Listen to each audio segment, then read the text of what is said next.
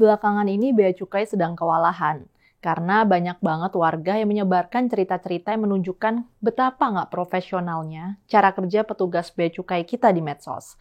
Yang terbaru, yang viral ada video yang menampilkan adegan seorang warga negara asing yang nggak bisa mengambil alat kesehatan di kantor Bea Cukai Ngurah Rai.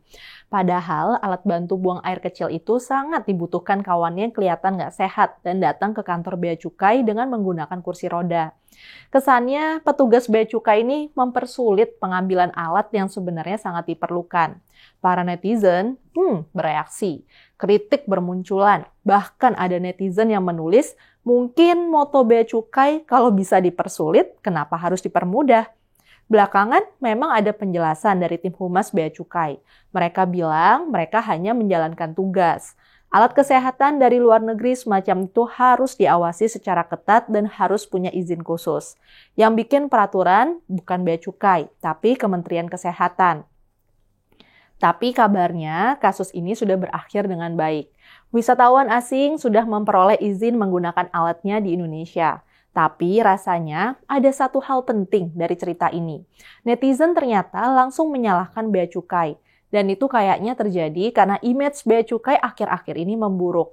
Masyarakat yang mungkin sudah lama kesal dengan pengalaman Bea Cukai sekarang punya medsos untuk nyampein unek-unek mereka. Keramaian soal Bea Cukai ini dimulai pertengahan Maret lalu. Ketika itu, seorang netizen, Fatima Zahra Tunisa, menulis tweet yang mengeluhkan kelakuan petugas Bea Cukai. Dia bercerita pernah memenangkan kompetisi bernyanyi di Jepang tahun 2015. Dapat juara 1, Fatima hanya memperoleh piala yang besar. Tapi karena ukurannya, piala itu dikirim dengan kurir pengiriman dan bukan pulang bersamanya. Jadi nggak dibawa pulang sama dia. Sesampainya di Indonesia, piala Fatima tertahan di Bea Cukai dengan tagihan mencapai 4 juta rupiah. Tentu aja Fatima keberatan. Masa sih piala disamakan dengan barang dagangan? Nah, karena itu dia mengajukan keberatan ke kantor Bea Cukai supaya bisa ngambil pialanya. Ternyata di sana dia malah dimainkan. Dia misalnya disuruh nyanyi. Begitu aja ada petugas Bea Cukai yang memalaknya. Si petugas bilang, kamu ada uang berapa sekarang? Bisa bayar berapa? Jadi memang terkesan sangat nggak sopan. Sesudah Fatima ada pula cerita Alisa Wahid. Mbak Alisa ini kan putri sulung mantan presiden kita Gus Dur. Jadi cuitannya pun langsung menggema. Dia tuh bercerita tentang pengalamannya pulang dari Taiwan. Nah, petugas Bea Cukai nggak ngenalin ternyata. Gara-gara itu Mbak Alisa pun mengalami perlakuan yang nggak menyenangkan. Kopernya diobrak-abrik. Gaya bicara si petugas pun intimidatif. Dengan nada curiga, si petugas bertanya, memang di Taiwan dia bekerja sebagai apa? Berapa gajinya? Mbak Alisa sengaja tidak menjelaskan siapa dia sebenarnya. Dia ingin menyaksikan sendiri kelakuan petugas Bea Cukai yang selama ini cuma didengarnya dari satu cerita orang. Sesudah itu ada pula seorang tenaga kerja wanita bernama Yuni yang bekerja di Hong Kong. Dia cerita bahwa gamis yang dibelinya kena pajak tinggi oleh petugas Bea Cukai. Padahal gamisnya itu berharga cuma 200.000. Kena pajaknya sampai 9 juta rupiah. Dia merekam percakapan lewat telepon yang dilakukan dengan petugas Bea Cukai. Ada pula cerita dari tokoh marketing Indonesia, Pak Reynald Kasali.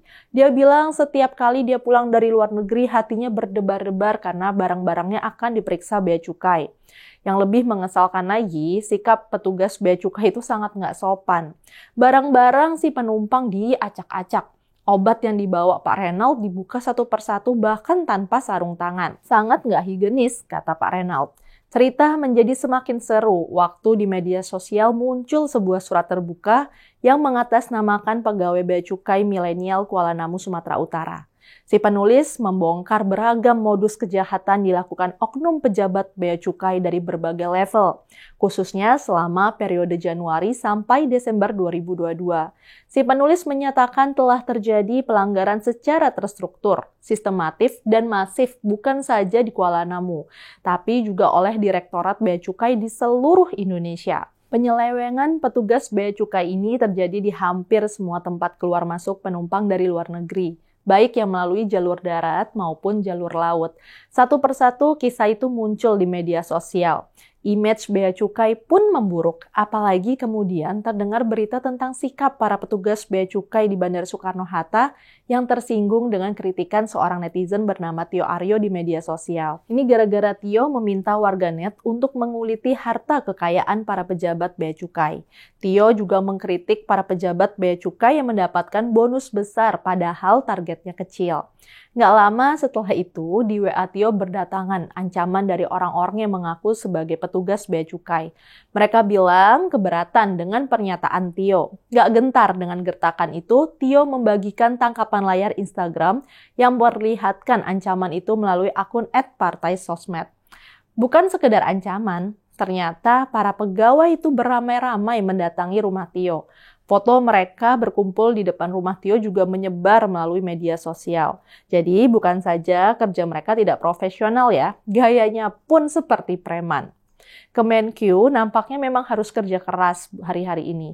Bahkan Bu Sri Mulyani pun terpaksa turun tangan. Dia mengaku langsung kena sentil Pak Presiden Jokowi. Bu Sri bilang Presiden minta agar ada perbaikan layanan dan sikap para petugas Bea Cukai. Bu Sri juga minta agar petugas pajak jangan suka membongkar dan mengaduk-aduk koper penumpang kalau nggak perlu. Petugas Bea Cukai harus sadar, dunia itu sudah berubah. Cuma bermodalkan kamera, para netizen tuh udah bisa menjadi seperti wartawan yang mengabarkan ketidakberesan pada masyarakat luas. Jadi hati-hati ya. Saya, Rizka Putri, undur diri.